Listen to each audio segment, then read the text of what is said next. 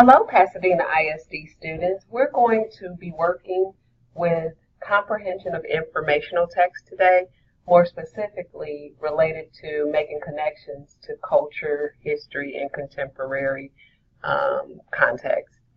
When we work today, we're going to be both marking and annotating text. I'm going to use the first part of the article, and you will practice marking and annotating text with paragraphs 2 through 10, just to explain why the author includes specific historical, cultural, or contemporary ideas. And of course, you're going to make those inferences using what you know about the information provided, and possibly also what credible resources say, because some of the things you may not know a lot about, so you do have permission to find information if you need it. The directions are here, so when it's time for you to do your portion, you can review the directions, but I'm going to get started by reviewing, marking, and annotating just the first portion of the text. The title of the article we're working with is Explainer, the Guides Behind the Days of the Week. So you can see the key here.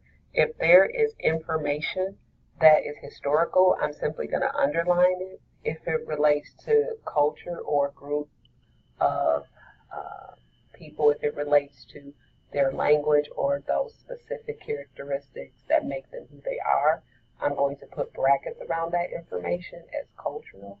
And if it's something that's relevant today, today being, I guess for you guys, because you're a little younger, in the last 5 years or so, we're going to go ahead and call that contemporary.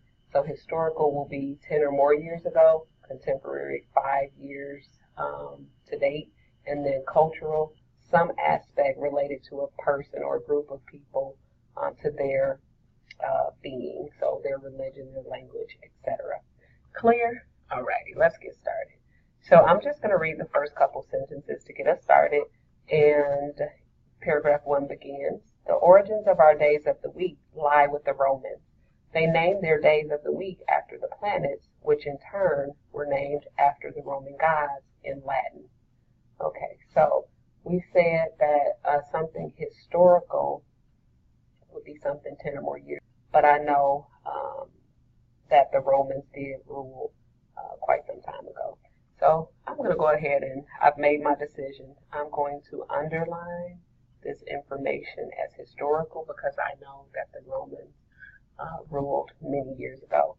Then I'm looking at the fact that their days of the week were named after planets and also Roman gods.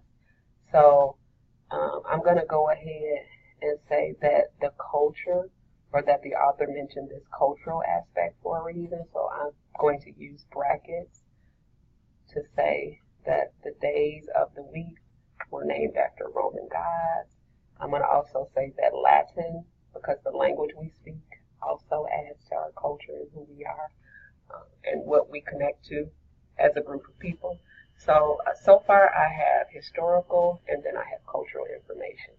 Well, what is it that I would want to call attention to? Again, today our focus is using the evidence we're provided within the text to make connections to the author's purpose for sharing certain information. So if I were looking at this information, historical information about the origin of the days of the week, I might say that the author's purpose, so I'm going to just annotate. That's what we mean when we say annotate. We're just going to write our explanation next to the text that we marked. I'm going to come over here.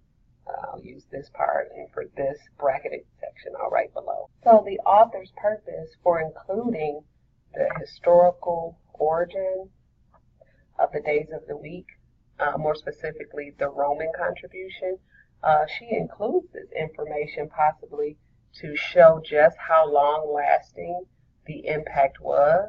Also that she could possibly be showing how the contribution is seen as a positive thing. I mean, we like the name so much that we kept them, so in 2018 we're still calling the days of the week the same thing.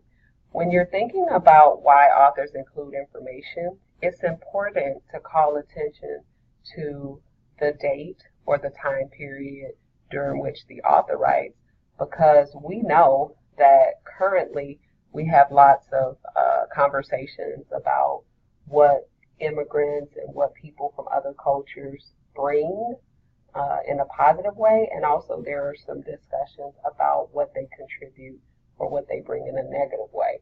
So possibly Ms. Ross decided to focus on something from a long time ago that's been around for a long time, just to show how other cultures or other people can bring aspects of their culture into our culture, and those things be relevant even today. Okay, so let's take a look at the bracketed information. We have days of the week are named after planets, which were of course named after Roman gods, and then also Latin. So why would an author include information related to the Romans' culture, the fact that the days of the week were actually named after Roman gods, and that the actual days of the week derive from Latin, the language that most of our languages were founded based on. After thinking, we might conclude that the author's purpose for including the Romans' culture and religion and language, more specifically, the author wanted to highlight the longevity and even the importance of obsolete things such as the Roman gods. No one believes in those gods now today, and yet somehow we still focus our current practices on these gods that are no longer important. And then, of course, the language of Latin was once the number one language. Everyone spoke Latin. It was important to know Latin. And now today, the language has become irrelevant or obsolete, and yet we still have days of the week based on Latin as a language. So the author wanted us to definitely understand how, even though things change, some aspects are still important to contemporary culture. Now you're ready to look at paragraphs 2 through 10. First, you're going to mark the text that you read accordingly, whether it's historical, cultural, or contemporary, and then you're going to explain the author's purpose for including this information. So what is it that the author wanted you to think, know, or understand based on the specific historical, cultural, and contemporary information she included? You are all prepared and ready to go. I know you're going to rock this thing out. Good luck.